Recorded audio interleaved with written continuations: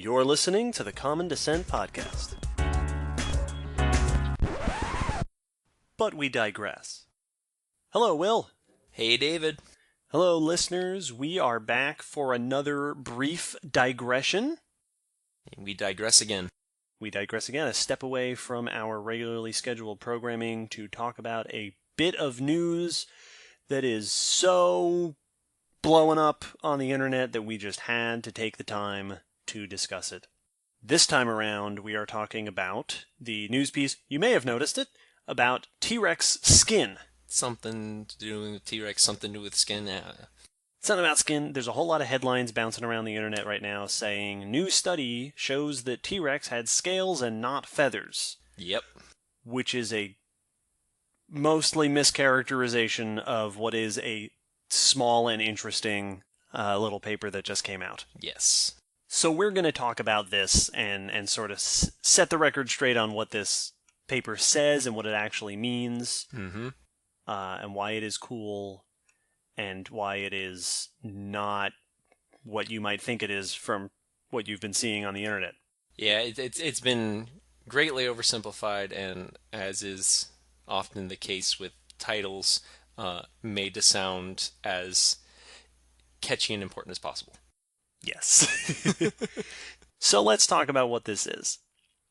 First of all, a little bit of background on why skin and feathers are an issue that comes up with tyrannosaurs and things like this.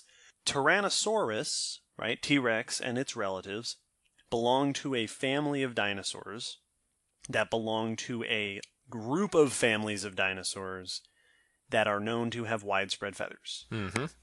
And just like we discussed in episode 10, when you have a feature shared among a bunch of different lineages, that is an ancestral feature. We talked about phyletic bracketing.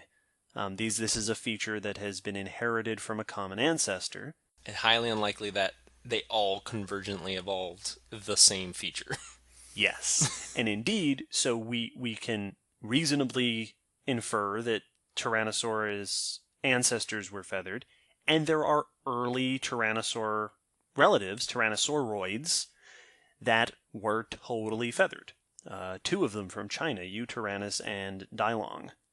But up until now, we have no direct evidence one way or the other for T-Rex, and its close, T-Rex-like cousins like Albertosaurus, Gorgosaurus, Tarbosaurus.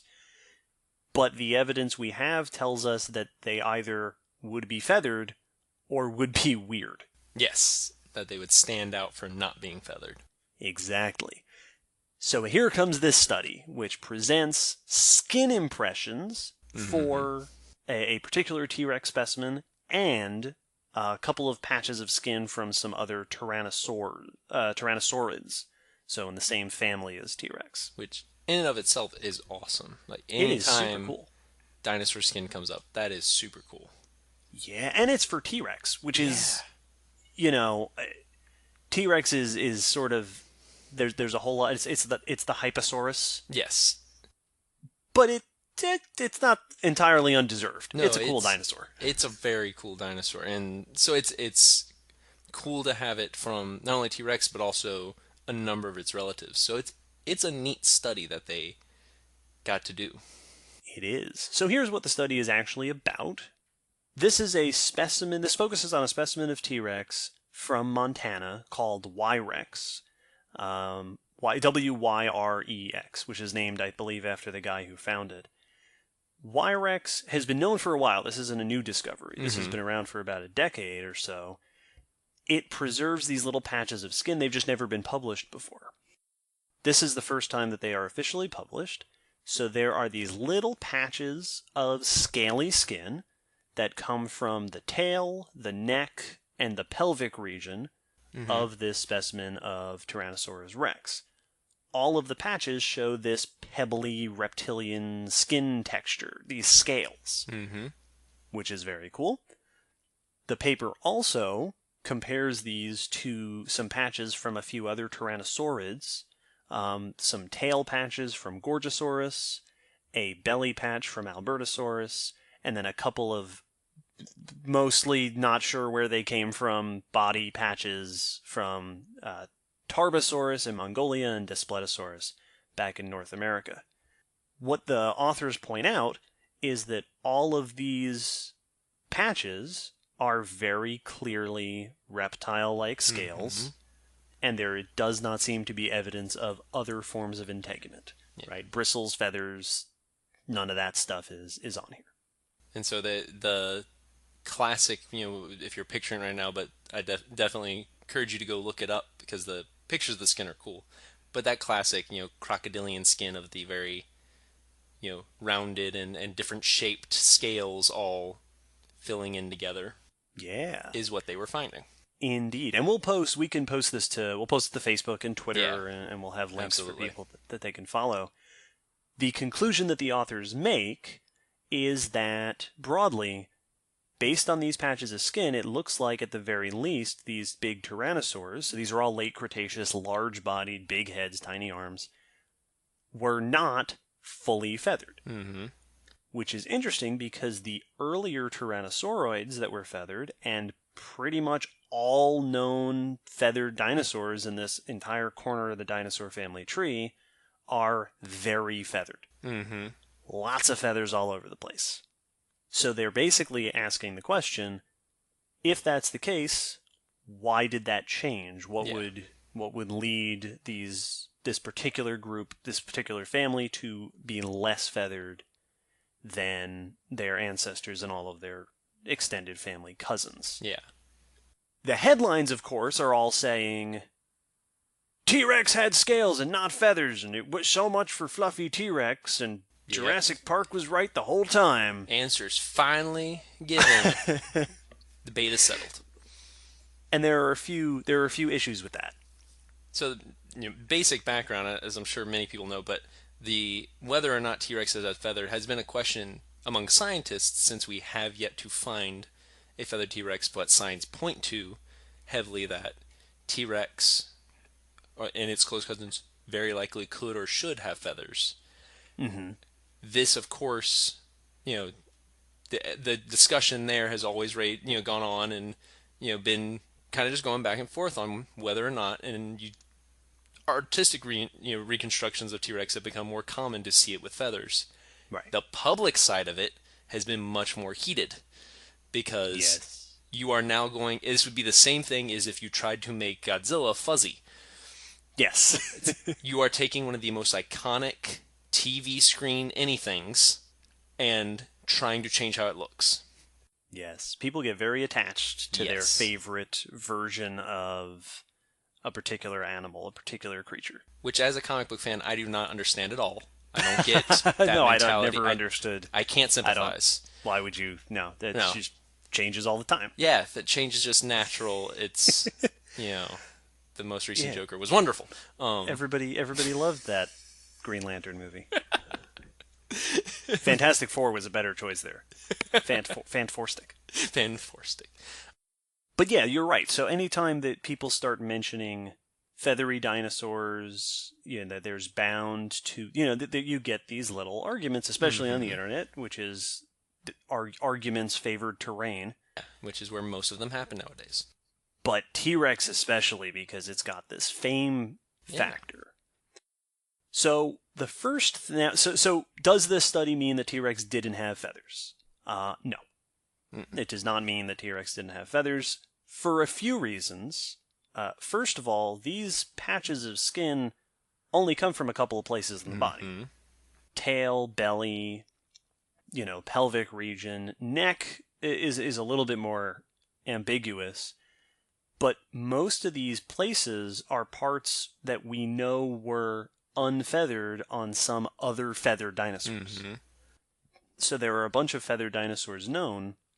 Ornithomimus, I believe, is one, where most of its body was covered in feathers, but its legs weren't. Yeah, it was very much like an ostrich in the fact that it had bald legs, which is, on a side, that's super cool to me, that they match up in their featheredness. But that's another good point, that there are plenty of living dinosaurs that are partially scaled, partially bare skin, partially feathers. Yeah. Culindodromeus is an ornithischian, and it has something very much like feathers. Whether or not they're feathers precisely is still unknown, Mm-hmm. but it doesn't have them on the tail, has them on the back strongly. So having patches here and there might tell you where there weren't feathers. Mm-hmm. But it's very difficult to extrapolate to the whole body, Yeah. especially since most of these patches, in fact, all of these patches of skin on all these tyrannosaurs that they're looking at, are at most a few centimeters across. Yes. These are tiny little, quarter-sized patches on animals that were 30, 40 feet long. And that's because they made the point that most feathered dinosaurs, and especially the ancestors to the tyrannosaurs, were very feathered, being Yes. mostly feathered. But as the point you were just making, that's not to say that there weren't partially feathered dinosaurs and that those don't exist. So and they do make a comment in the study saying that it could very well have feathering along the back that would have just dodged all these pieces. So this is one of those things where this definitely points to that T-Rex was not your typical feathered dinosaur if it had feathers.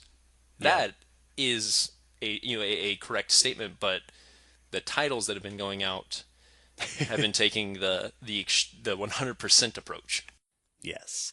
Now, it's worth pointing out that there has been some criticism, right? So it seems pretty clear to say, okay, well, it didn't have feathers here and here, Mm-hmm. but that's not to say, the other 49 or 39 feet of its body couldn't have had them. On the one hand, it certainly makes sense to say, all right, we have patches from the tail, the neck, the hips. That's, a fair sampling. Yeah, that's a good spread of the body.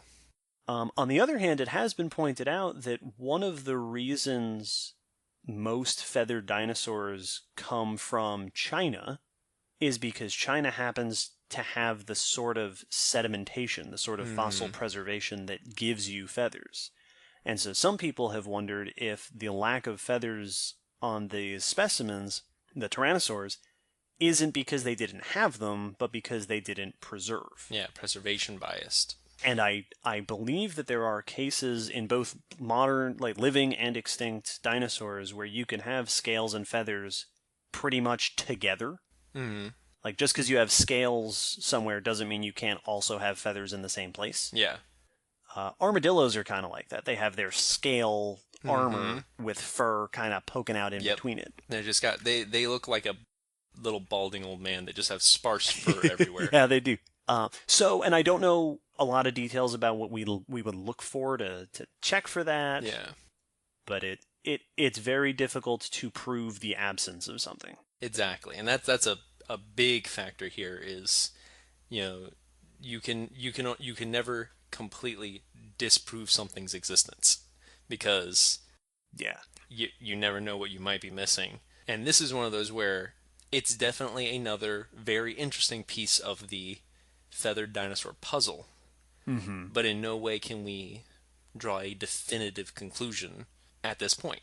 Yes. Basically what we have is a lot of relative data from cousins and ancestors that indicates these tyrannosaurs should be feathered. And now we have a bunch of skin patches. We have, I don't know how many in total, but somewhere around a dozen skin patches that none of them have feathers, which might be telling that these might have been less feathered dinosaurs. Mm-hmm. It's certainly possible that they didn't have any feathers at all. That would just be kind of weird. Yeah. And it makes us wonder if that's the case, even if it's the case that they had fewer feathers, why did they have fewer feathers? What was special about this group of dinosaurs that led to the selection of them being less, to quote Lisa Buckley on Twitter, these dinosaurs were less enfluffinated than their cousins and ancestral relatives. I love it. The paper does actually point out a few suggestions. Yeah, they draw some possible connections to that. They talk about environments, that maybe it was a different environment, because feathers, one of the big reasons you have feathers is to stay warm. Mm-hmm. It's not the only reason, but it's a potential reason. Display it's a big being reason. another popular purpose. I believe you can also use feathers to stay cool. Yes, like emus do. They have very aerated feathers that keep the heat away. Yeah. This paper actually rules out the environment Mm-hmm. factor because according to them, the climate reconstruction data for Tyrannus Mm-hmm. environment, who was super floofy from China, and the big American Tyrannosaurus and Tarbosaurus is Mongolian, are similar. Mm-hmm. They also suggested that activity levels may have been different. Yeah, which is Uh, really interesting.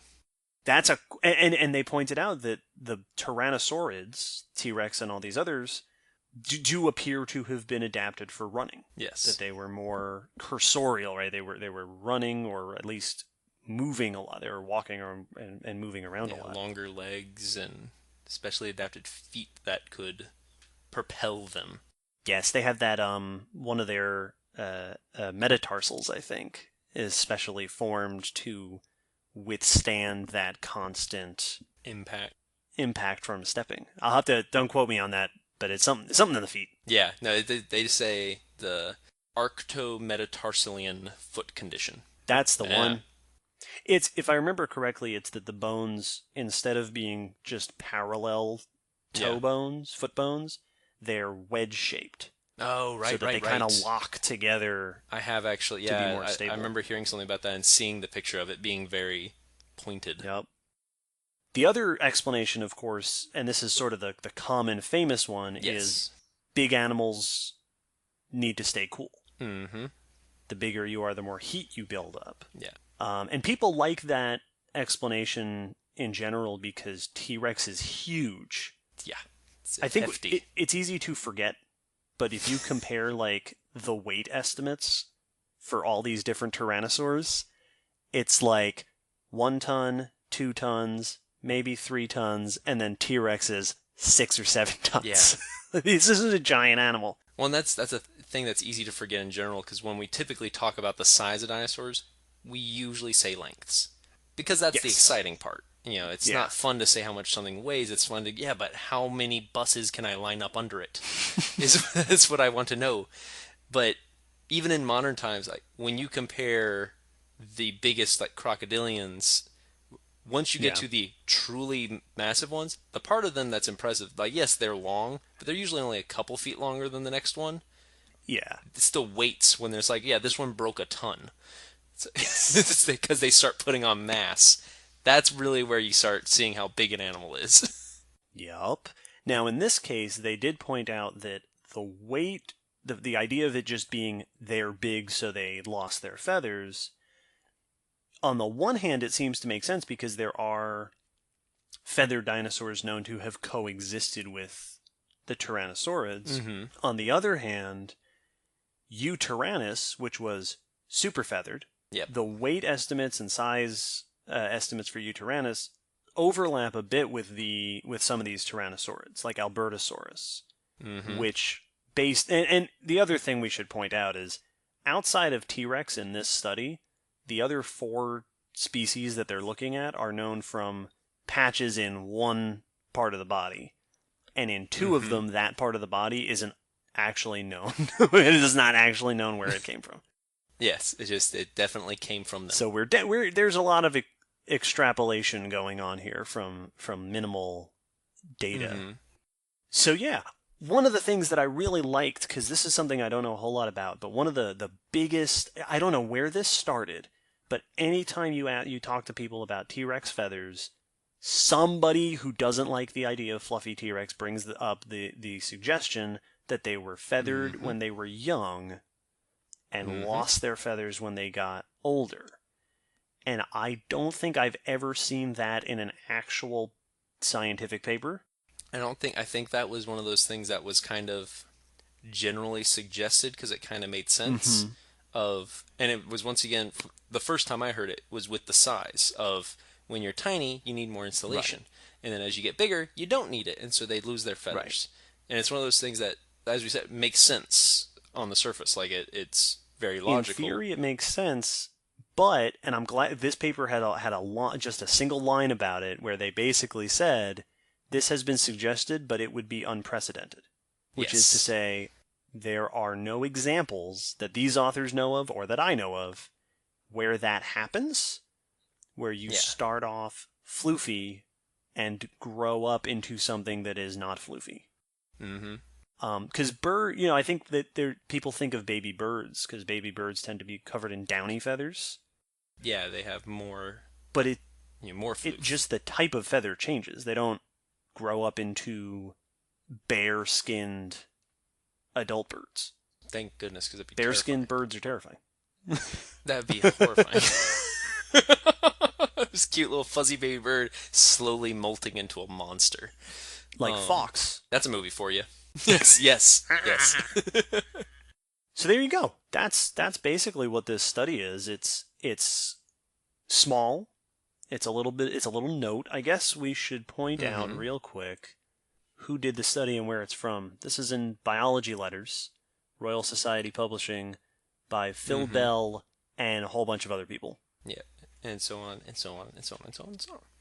So yeah, so this is one of those cases of a study that is interesting and neat. Yeah. The authors of the study do make a couple of comments in here where they're kind of treating the tyrannosaurs as though they don't have feathers at all from just these little points. And then a lot of the headlines have really taken off with that. Yeah. Like overall it's a very interesting study that will, further our view of this subject and this not yet understood concept of Tyrannosaurus, but all of the articles saying the debate has been settled. Yes. We can put down our weapons. We know who is the victor. Those are ridiculous. We actually, before we started recording, mentioned our two favorite news titles. Go for it. The first one that was just one that says a dinosaur researcher's dream, T-Rex skin, and that's from Radio Canada International. That's fantastic. That's exactly what the highlight of this should be. Yes. When you look at these pictures, it's awesome. Like, that's T-Rex skin. Yeah, it's super cool looking. You can, once again, anytime that we can more fully visualize these animals, it is always super exciting. The one that I saw that was, I think it was the first one that I actually saw, was a headline that said, "This is what T-Rex would have felt like." It's like, I just want to reach out and touch it. Yep, and that's the whole point, is that, yes, this is a cool subject, and yes, it is touching on and expanding upon the, semi-debate of whether or not there were feathers, which is more of just a ongoing investigation than bait. But the cool thing is the fact that we have T-Rex skin that we can learn about. Yes. That's the exciting part. Indeed. This will certainly factor into more discussions about feathers. And then, just because I'm sure people are wondering, the answer to that question is we need more fossils. Yes. We need a T-Rex mummy. Like Leonardo the Hadrosaur. Yes. We need a T-Rex with beautiful skin impressions. Yeah. So it's, as usual, we just don't have the full picture yet, or the full skin. Oh, but we'll get there, hopefully. Yeah, one can only hope. So there you go. Yeah. We will post some links up on the old interwebs. We'll see if we can get some of the pictures out there, and if not, because there are copyright issues. But we'll definitely point the direction to some of the really cool articles and visualizations of this stuff. Yeah. That's it. We have digressed once again. Thank you all for joining us. Completely out of character for us. Completely a tangent from us. I don't even know what that word means. They say, as the outro music begins to play, to drown them out slowly. The outro music is our version of the cane that comes out and pulls the people off stage. It's like at the Oscars. All right. It's like when they just start closing the curtains. To play us out. All right, that's it. We'll see everybody next time. See you guys.